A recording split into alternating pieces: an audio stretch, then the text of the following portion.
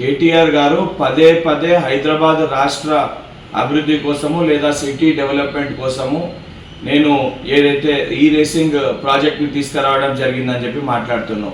Procedure ప్రకారంగా system ప్రకారంగా ఏ రకంగా అయితే దేన్నన్నా ఏ ప్రాజెక్ట్నన్నా లేకపోతే ఏ టెండర్ ప్రక్రియనన్నా ఏదన్నా కూడా యాజ్ పర్ ప్రొసీజర్ ప్రకారంగా చేస్తే ఎటువంటి తప్పు లేదు.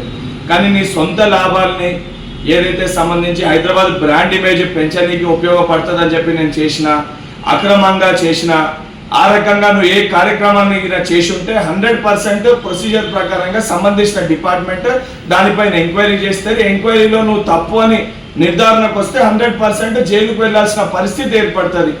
దానికి పదే పదే నేను జైలుకు వెళ్తే భయపడను, జైలుకు వెళ్ళినా నేను స్లిమ్ అయి వస్తా, జైలుకు వెళ్ళిన తర్వాత యోగా చేసి నేను సీఎం అవుతా అని చెప్పి మాట్లాడే నువ్వు మరి ఎంక్వైరీయే కాకముందు అసలు ఏమీ బయటపడకముందు పదే పదే జైలుకు వెళ్తానే భయం ఎందుకు నీలో కనబడుతుంది అంటే స్పష్టంగా ఏదైతే హైదరాబాద్ బ్రాండ్ ఇమేజ్ పేరు పైన నీ కుటుంబ ఇమేజ్ పెంచుకోనికి ఏదైతే ఆర్థికంగా స్థిరపడనికి నువ్వు ఏదైతే తప్పుదోవలో అడ్డగోలుగా అడ్డదారిగా వివరించినవని నీ యొక్క మాటలతో నీ వైఖరితో చాలా స్పష్టంగా కనబడుతుంది. 100% హైదరాబాద్ బ్రాండ్ ఇమేజ్ పేరిట ఏదైతే అక్రమంగా నిధులు ఏమన్నా కొన్ని ఖాతాల్లో జమై అప్పుడు ఇంప్రాపర్ గా ఏమన్నా తెలంగాణకి సంబంధించిన ఫండ్స్ మిస్యూజ్ అయ్యింటే ఆ సంబంధించిన డిపార్ట్మెంట్ ఎంక్వైరీ చేస్తుంది. 100% దాంట్లో దోషులుగా తేలిన వాళ్ళని కఠినంగా శిక్షించడం జరుగుతుంది.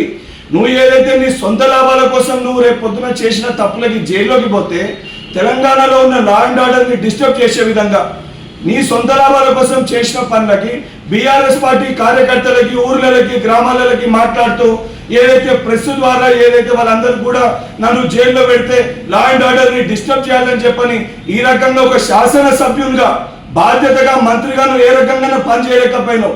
ఈరోజు కనీసం ఒక శాసనసభ్యునిగా నువ్వు తప్పు చేసిందే ఆ తప్పుని ఒప్పుకోవాలి. ఒప్పుకోకుండా ఈ రకంగా లా అండ్ ఆర్డర్ని డిస్టర్బ్ చేసి ఏదో ఘనకార్యం చేసినా తెలంగాణ రాష్ట్రం కోసం ఏదో బాగు చేసినా అనే విధంగా మాట్లాడే నీ యొక్క అహంకారత పూరిత వ్యాఖ్యల్ని ఇప్పటికన్నా మానుకోవాలని చెప్పి కల్వకుంట్ల తారక రామారావుని హెచ్చరిస్తున్నా.